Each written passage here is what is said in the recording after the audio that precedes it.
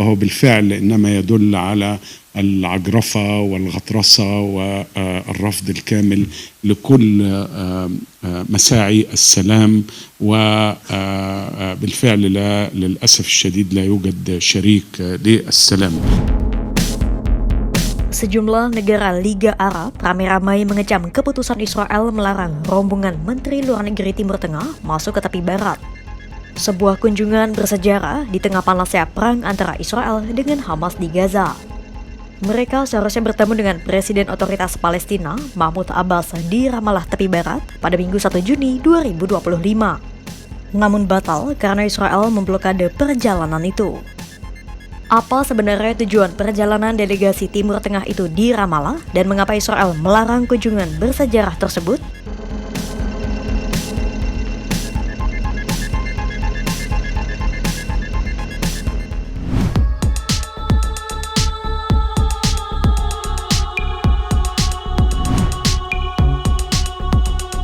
Pada Minggu 1 Juni 2025 seharusnya menjadi momen bersejarah bagi Palestina dan negara-negara Liga Arab. Hari itu seharusnya menjadi kunjungan pertama Menteri Luar Negeri Arab Saudi sejak Israel mengambil alih tepi barat pada tahun 1967. Adapun rombongan diplomat itu terdiri atas Menteri Luar Negeri dari Arab Saudi, Uni Emirat Arab, Qatar, Turkiye, Mesir, dan Yordania. Delegasi Menteri Luar Negeri itu dipimpin oleh Menteri Luar Negeri Arab Saudi, Faisal bin Farhan. Mereka seharusnya tiba di Ramallah dengan helikopter melalui Yordania untuk bertemu dengan Presiden Otoritas Palestina, Mahmud Abbas. Tetapi batal karena keputusan sepihak Israel. Wakil-wakil negara Liga Arab semestinya juga berunding dengan Abbas sebelum konferensi bulan Juni di PBB berlangsung. Adapun pada bulan Juni 2025, Arab Saudi dan Perancis akan mengetuai konferensi internasional yang bertujuan untuk menghidupkan kembali solusi dua negara di markas PBB New York. Perancis berencana untuk memberi pengakuan terhadap berdirinya negara Palestina. Arab Saudi berharap negara lain akan mengikuti langkah mereka untuk mengakui Palestina. Suatu hal yang sangat ditentang oleh pemerintahan sayap kanan Israel pimpinan Benjamin Netanyahu. Itulah mengapa pada Kamis 29 Mei 2025, Israel mengeluarkan larangan atas perjalanan para diplomat Timur Tengah ke Ramallah tepi barat. Alasannya karena Israel tak ingin upaya pembentukan negara Palestina semakin subur dan menganggapnya sebagai ancaman. Seperti apa kecaman yang diutarakan para diplomat negara Arab terhadap Israel?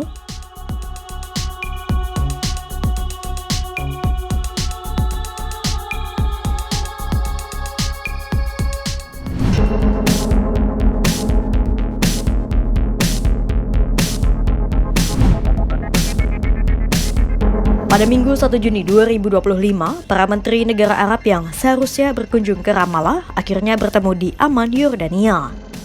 Mereka telah melakukan pertemuan dengan Mahmud Abbas melalui panggilan video.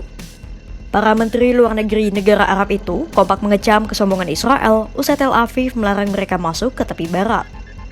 Usai pertemuan, Menteri Luar Negeri Arab Saudi, Faisal bin Farhan mengatakan bahwa blokade terbaru dari Israel semakin mempertegas bahwa Tel Aviv hanya mau menggunakan kekerasan.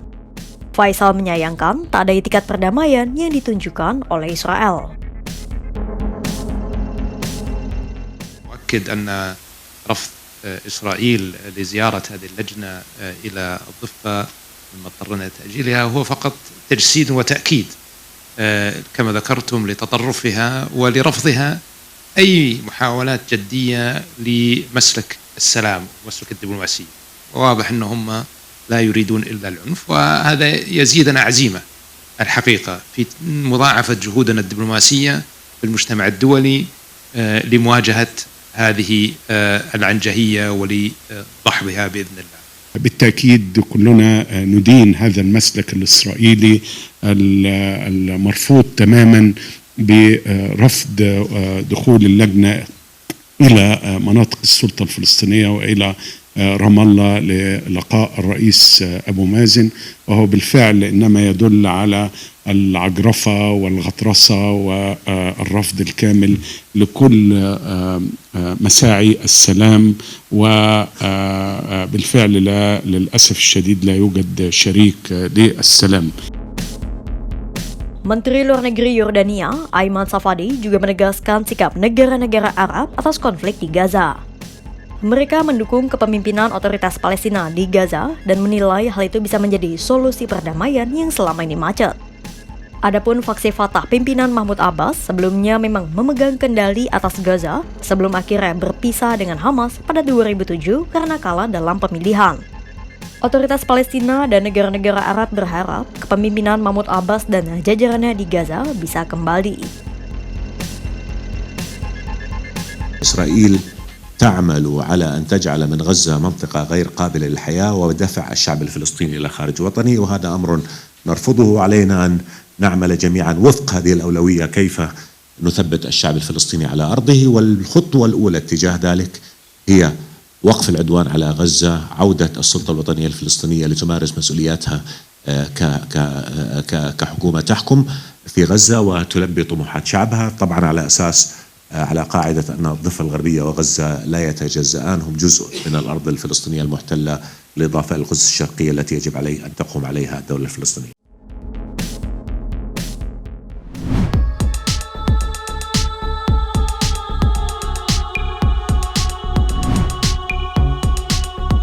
Pemblokiran tersebut menjadi salah satu upaya Israel mengurangi pengaruh Palestina di tepi barat sejak menduduki sebagian wilayah itu pada tahun 1967. Salah satu upaya lain yang dilakukan Israel untuk menegaskan legitimasi mereka di tepi barat adalah dengan membangun permukiman ilegal Israel. Alhasil, sekitar 3 juta warga Palestina yang tinggal di tepi barat hidup berdampingan dengan sekitar 500.000 pemukim Israel. Pemerintah Israel juga memegang kendali besar atas kehidupan warga Palestina yang tinggal di tepi barat. Israel menentukan siapa yang bisa masuk dan keluar dari tepi barat. Kontrol Israel atas tepi barat yang mengakar sejak puluhan tahun semakin ketat sejak perang pecah pada 7 Oktober 2023 lalu. Banyak pos pemeriksaan baru yang bermunculan di wilayah itu dan semakin menyulitkan perjalanan menuju kota-kota di Palestina. Pasukan Israel juga telah memindahkan puluhan ribu warga Palestina dari 2 kota besar Palestina di tepi barat, merobohkan bangunan dan membangun pagar pengawas.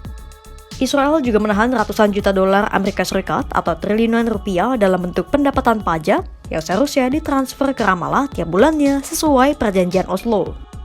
Namun, dalam beberapa bulan terakhir, otoritas Palestina di Ramallah masih bisa bernapas karena adanya peningkatan dukungan finansial dari Arab Saudi.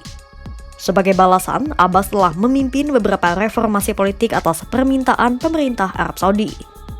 Salah satunya dengan menunjuk penasihat lama Hussein al-Sheikh sebagai wakilnya. Berbagai tingkah Israel di tepi barat ditambah dengan penjagalan diplomat negara Arab masuk ke Arab Saudi akan semakin mengisolasi Tel Aviv dari dunia internasional. Pasalnya, Uni Eropa saja sudah mengumumkan akan meninjau kembali hubungan dengan Israel. Sementara, Inggris juga sudah menghentikan perundingan perluasan perjanjian dagang dengan Israel. Jerman dan Prancis pun juga telah mengancam akan mengambil tindakan atas krisis kemanusiaan di Gaza yang disebabkan oleh Israel. Bahkan, tekanan juga datang dari sekutu Israel, Presiden Amerika Serikat Donald Trump yang menyesalkan krisis kelaparan di Palestina. Imbasnya, potensi normalisasi hubungan antara Israel dengan negara-negara Arab juga semakin terbelakang.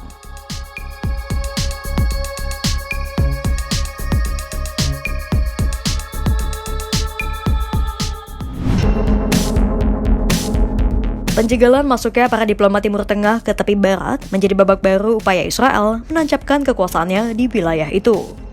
Alasannya karena Israel tak ingin adanya upaya apapun yang berpotensi membangunkan semangat pendirian negara Palestina. Praktis, keputusan Israel segera menuai kecaman dari negara-negara Arab. Israel semakin terisolasi, sementara dukungan diplomasi terhadap Palestina semakin meningkat. Meski demikian, perjuangan merajut asa di Palestina masih panjang. Bisakah negara-negara di Arab menggunakan legitimasi mereka untuk menekan Israel dan mewujudkan solusi 2 negara? Pantau terus perkembangannya hanya di kanal YouTube Kompas.com.